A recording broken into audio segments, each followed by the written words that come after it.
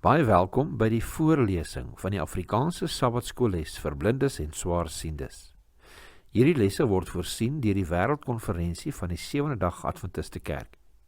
Die voorlesing van die les word aan u gebring deur SSL in samewerking met Adventiste Wêreldradio Afrikaans en word voorgeles deur Marlena Nel.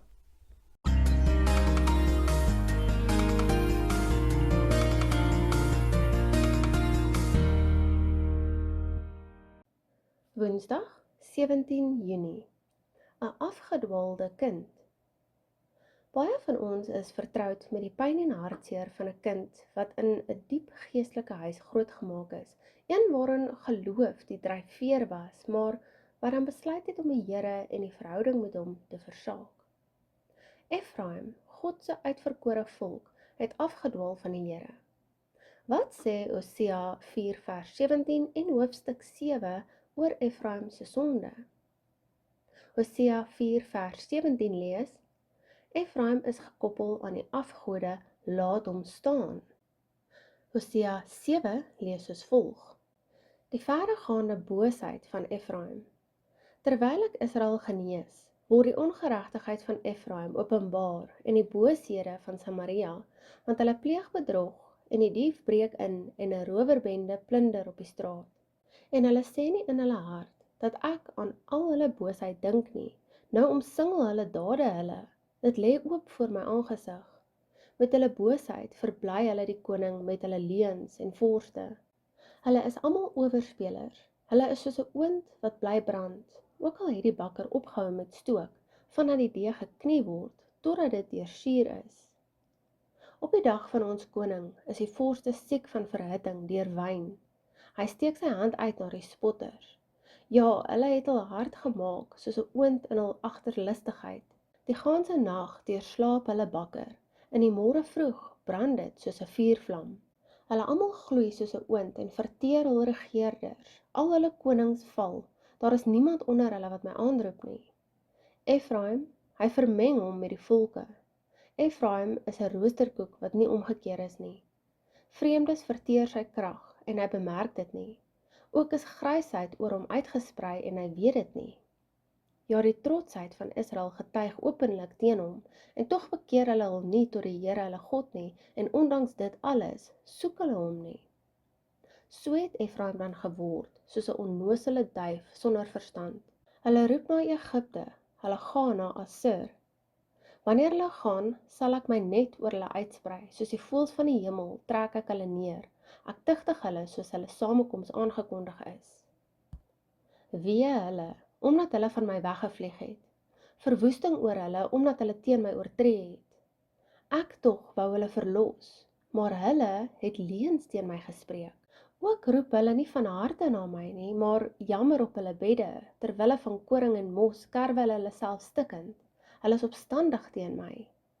Alhoewel ek hulle arms geoefen, versterk het, het hulle kwaad teen my beraam. Hulle keer terug, maar nie na bo nie. Hulle is soos 'n bedrieglike boog. Hulle vorste sal val deur die swaard weens die skelwoorde van hulle tong. Dit is hulle bespotting in Egipteland. Hosea hoofstuk 7. Voorts lees ons dat Rachel, wat Efraim se ouma is, in 'n metaforiese sin huil, omdat Efraim sy bande met God verbreek het. Jeremia 31 vers 15 lees: So sê die Here, 'n stem word gehoor in Rama, geklaag, bitter geween. Rachel ween oor haar kinders, sy weier om getroos te word oor haar kinders, omdat hulle nie daar is nie. In verse 16 en 17 reageer die Here soos volg op haar verdriet. So sê die Here: Bedwing jou stem van geween en jou oë van trane, want daar is loon vir jou arbeid, spreek die Here, en hulle sal uit die land van die vyand terugkom.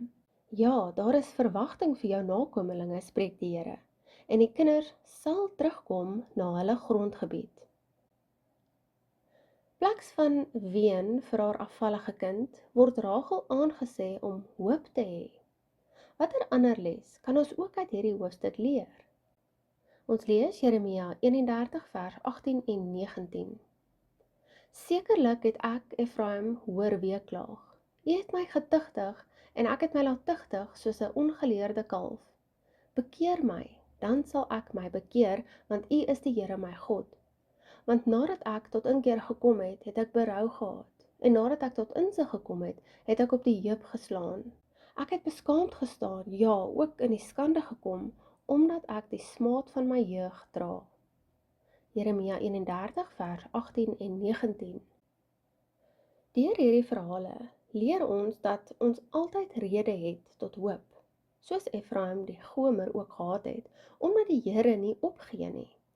Hoewel die Here sy weerbarstige volk keer op keer teregwys, is hy steeds barmhartig teenoor hulle. Dit is God se boodskap aan die leser, wat deurgaans in die hoofstuk na tevore tree. Jeremia 31 vers 20 sê vir ons, is Efraim vir my 'n dierbare seun of 'n troetelkind?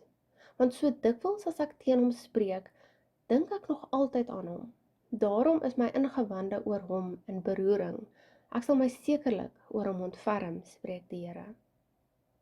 Al voel ons knaand die pyn, frustrasie en mismoedigheid van 'n geliefde wat die Here versaak het, of al sê ons negatiewe dinge oor daardie persoon, herinner die Here ons daaraan dat hy glad nie van daardie koppige kind vergeet het nie.